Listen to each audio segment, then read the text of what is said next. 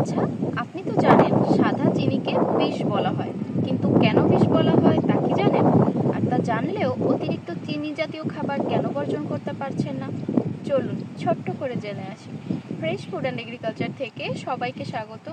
আমি কারিমা আক্তার, পড়ছি BSc in food science and nutrition.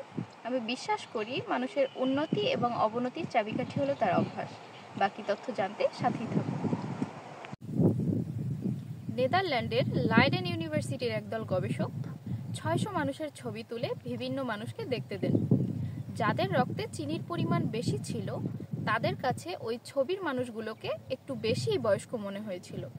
তাছাড়া 9,01,249 জন মহিলার উপর পরিচালিত এক গবেষণায় দেখা গেছে যারা প্রতিনিয়ত চিনি বা চিনি জাতীয় খাবার খেয়ে থাকেন তাদের ডায়াবেটিসে আক্রান্ত হওয়ার ঝুঁকি প্রায় 83%, তাদের তুলনায় যারা মাসে খুব অল্প পরিমাণে চিনি বা চিনি জাতীয় খাবার খেয়ে থাকেন।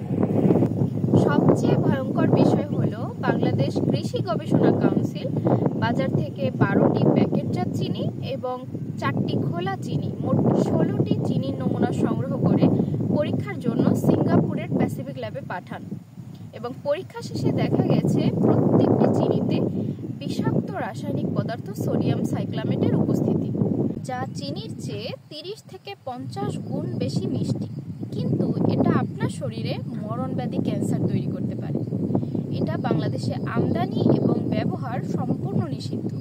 এবার নিশ্চয়ই বুঝতে পারছেন সাদা চিনিকে কেন বিষ বলা হয়। এখন প্রশ্ন হলো, এত কিছু জানার পরেও আপনি কেন চিনি ছাড়তে পারছেন না? কারণ চিনি নেশা তৈরি করে এবং তা মাদকের মতোই।